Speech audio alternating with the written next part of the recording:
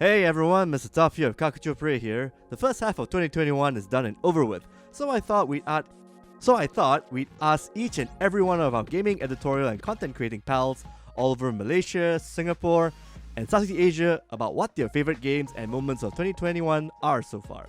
Think of this more as like a sanity check of sorts. Here with me is good old Tiffani, BabyOling from Battle Arena. How are you doing, Tiffani? Hi John. Hi everyone. I'm Tiffany. Yes, because I just introduced you, yes. Okay, do I have to introduce myself again? No, it's okay, no worries. We're just rolling with it, basically. Okay, So sure. basically, yeah, I just want to ask, like, how have things been on the gaming side and whatnot? For me, it's been mostly Dota 2, a lot of Dota 2 as usual, and a little bit of Genshin on the side. Oh yes, Genshin has been getting quite a number of updates here and there as of late. That's pretty cool. Yeah. Yeah, so of course, I just want to start off, like, since we're talking games, I want to ask, like, what has been, like, your highlight of gaming for the past 6 months, like, in terms of stuff that you've been playing, or maybe some other esports event that you have been seeing as of late? Esports events wise, I would say not much because, as you know, due to the pandemic, we aren't allowed to host offline events. So, with that gone, our only other option is online events. But for online events, there hasn't really been much to look forward to as well. So, I have to say that most of my time has been spent gaming myself rather than watching others game. Oh, okay, So, okay. yeah. Like, just tell me a bit more, like, anything that came out this year, or any, like, major update to a game we've been playing a lot. Maybe you can talk about that more.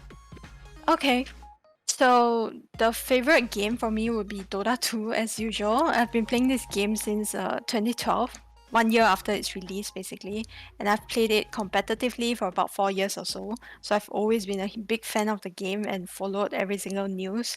And last month they just released a summer event called Nemesis, and along with it a purchasable battle pass. So I've been playing quite a lot of that game mode lately and trying to level up the battle pass.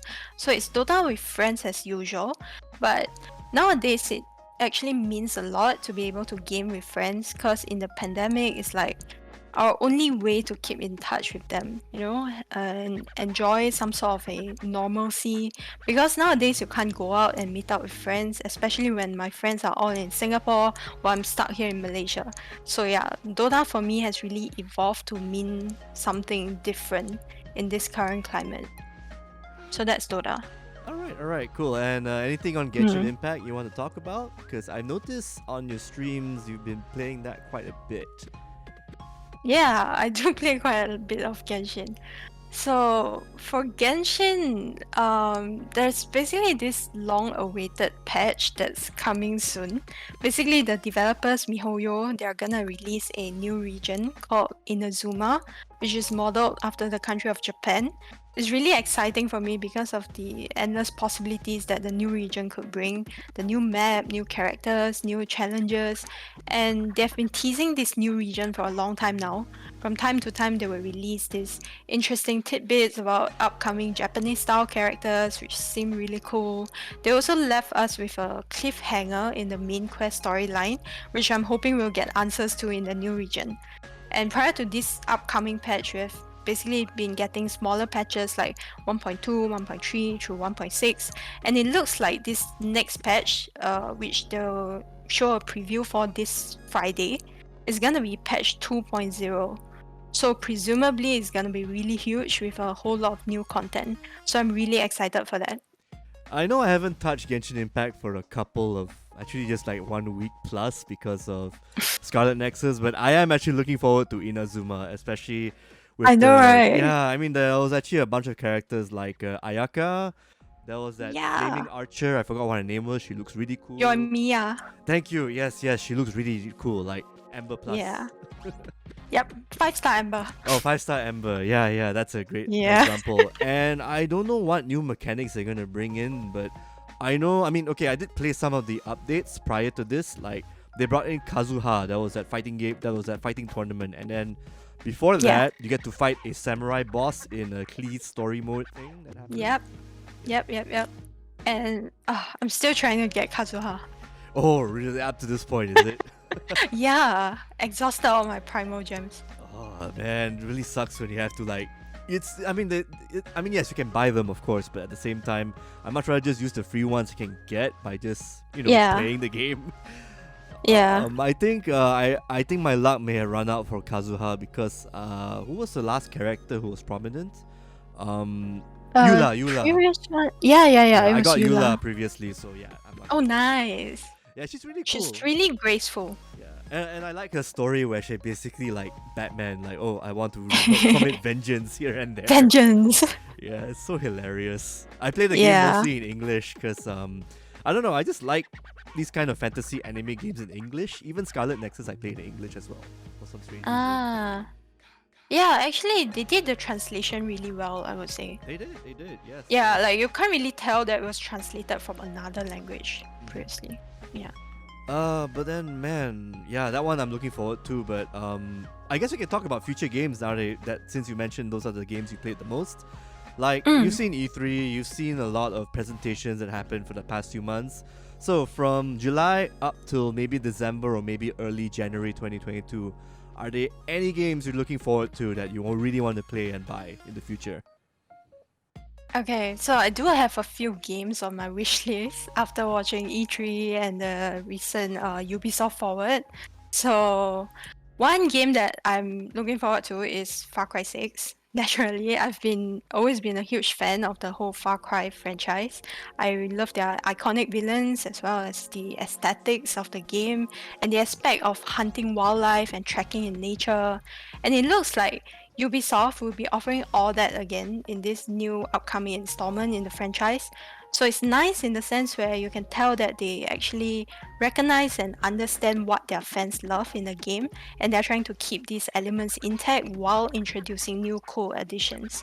But I do have to say, looking at the trailer so far, the overall setting of Far Cry 6 is kind of confusing to me because you seem to have these modern military elements like tanks and artillery backpacks, but at the same time you get to ride horses around and tame crocodiles. So I'm quite curious as to how the developers can actually create a convincing narrative to justify and make sense of the coexistence of all these cool elements.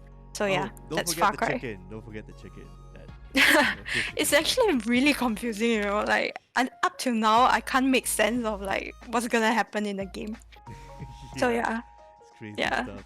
How about any other games? I mean, apart from Far Cry 6, I actually, yeah, I mean, when looking at it, I mean, it's nice they brought in Giancarlo from Breaking Bad and Star Wars to a degree, so he would actually sell the game just on his acting and whatnot alone. But actually, if you play like the last few Far Cry games, the endings got a really bit bonkers especially part 5.